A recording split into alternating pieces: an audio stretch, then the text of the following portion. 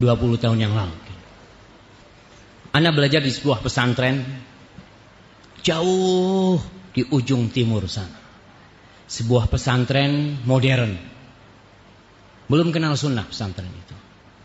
Tapi guru-gurunya top, hebat-hebat. 5 tahun ana sekolah di pesantren. Kita dididik untuk mencintai musik. Dididik untuk mencintai musik. Bahkan kita tiap pekan ada acara marawish ya. Sambil joget-joget. Kita diajari main trompet, main macem-macem. Karena ketika itu buat kita musik itu halal. Bahkan kiai kita di pondok itu jangan ditanya, kelasnya kelas nasional tuh. Hebat. Bahkan nama beliau harum tertulis di buku-buku sejarah. Dan di pesantren kita punya klub drum band paling terkenal di istana. Klub itu kita nggak pernah tahu. Buat kita musikal pas 5 tahun di pesantren terjadi keributan. Keributan itu terjadi, ada ustadz-ustadz yang ngomong musik haram. Akhirnya terjadi dialog antara dua pesantren. Kita mencintai musik itu. Ketika itu, yang namanya main trompet, main apa, anak-anak itu pada pinter-pinter semua. Terjadi dialog. Dialog itu seru. Kita kan masih santri ya. Kita nonton tuh dari jendela di sebuah perpustakaan. Semua kitabnya pada gede-gede semua yang dibawa. Masya Allah, mana nih yang menang gitu kan. Pas sholat isya, imamnya itu baca surat Al-Hujurat. Ya ayyuhalladzina amanu la tuqaddimu baina yadayillahi wa rasulih wattaqullah. Wahai orang-orang yang jangan kalian itu melampaui, melangkahin Allah dan Rasulnya. Bertakwalah kalian kepada Allah Subhanahu wa taala. Itu yang dibaca. Anak ingat sampai sekarang. Oh, ini mungkin masalah itu. Maka terjadi ada bentrok di dalam pesantren itu sendiri antara kubu yang menghalalkan dan yang mengharamkan. Ana ditanya, ketika itu ana ingat ana sebagai ya ketua OSIS-nya lah di pesantren. Kita tiap sore di pesantren itu tiap sore mesti nyetel musik. Tapi sama gurunya nggak boleh ada syairnya. Jadi instrumen ya. Instrumen aja disetel. Kita main bola, olahraga apa itu disetel. Suatu saat ketika anak nyetel datang teman dari pesantren sana. Dia ngomong, "Fik, menurut ente musik itu apa hukumnya?" Ana ngomong, ada 2 pendapat. Yang satu menyatakan halal, dan ana milih yang halal. Kita namanya anak-anak waktu itu. Kita yang penting, oh ini kan berarti khilaf boleh lah. Orang semua punya kitabnya gede-gede gitu kan. Sama tuh kitabnya. Berarti boleh. Ana katakan sama dia. Ana nggak ngerti masalah hukum. Pada waktu itu. Bahkan kita sudah mendarah daging. Walaupun kita nggak jadi musisi ya. Belum kita waktu itu. Karena kita mau jadi ustadz. Cuma ustadz yang suka musik. Dididik seperti itu. Sudah berlalu kejadian itu. Tetap. Namun seorang muslim kan dituntut untuk belajar. Untuk mengkaji. Apa benar seremeh itu kita boleh memilih. Setiap ada perselisihan kita boleh memilih. Ada khilaf nih di antara para ulama. Ente milih yang mana? Ya ana milih yang enak lah. Apa boleh seperti itu? Atau kita sebagai seorang hamba?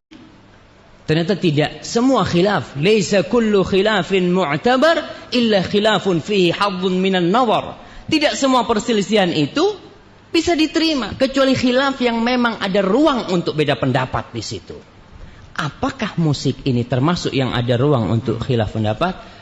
Itulah yang kemudian ana mengkajinya. Ana belajar. Karena kita di pesantren, kita dididik untuk bisa baca kitab. Ternyata perselisihan itu tidak bisa diterima. Kenapa? Imam yang 4. Kita bicara imam yang 4. Siapa yang bisa menyebutkan imam yang 4 bersama tanggal matinya?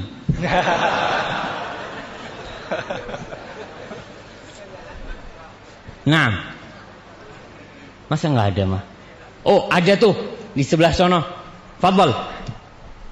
Imam yang pertama, Abu Hanifah 50 Hijriah, alhamdulillah. Yang kedua, Imam Malik bin Anas 179, betul. Anak koreksi betul nggak? Anak lihat di sini. Nah, fadhal. Nah, 204 Hijriah.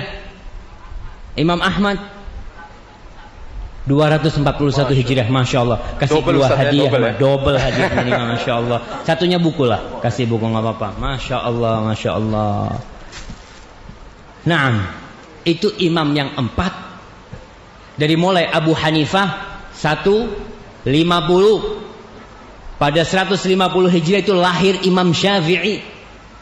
Beliau lahir tahun 80 Hijriah, Imam Abu Hanifah. Meninggal 150. Pas meninggalnya Abu Hanifah, lahirlah Imam Syafi'i. Maka dikatakan matal imam wa wulidal imam. Meninggal seorang imam dan dilahirkan imam. Itu Imam Syafi'i rahimahullah ta'ala. Kemudian Imam Malik 179. Kemudian Imam Syafi'i 204 dan Imam Ahmad 241. Subhanallah. Itu imam yang 4 berpendapat haram. Saya ngomong mau milih madhab yang mana anak ini? Kalau 4-nya haram, ada madhab lain kata dia. Madhab Zahiri itu ngomong halal. Ibnu Hazm tadi. Ibnu Hazm nih. Ibnu Hazm ini menyatakan halal. Coba kita lihat kapan Ibnu Hazm lahir dan kapan imam yang terakhir meninggal. Siapa yang tahu Ibnu Hazm itu lahir kapan? Ada yang tahu? Ana harus nyontek juga jemaah. Ibnu Hazm ini beliau dilahirkan tahun 384 Hijriah. Imam yang terakhir meninggal kapan? 41. Jadi 143 tahun ya. Betul. 143 tahun kemudian lahir Ibnu Hazm. Dia meninggal tahun 456. Jadi perbandingan meninggalnya dengan meninggalnya Imam Ahmad 200 tahun kira-kira. Ibnu Hazm ini berpendapat bahwasanya musik itu halal. Ana ngomong kira-kira bisa diterima enggak ya? Kalau ana mau ikut hawa nafsu ana waktu itu, ana akan ikut Ibnu Hazm.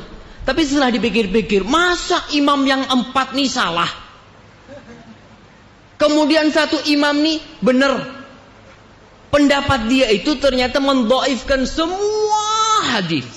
Dia mengatakan dalam kitabnya Al-Muhalla Ibnu Hazm yang menyebutkan kira-kira 21 hadis tentang musik.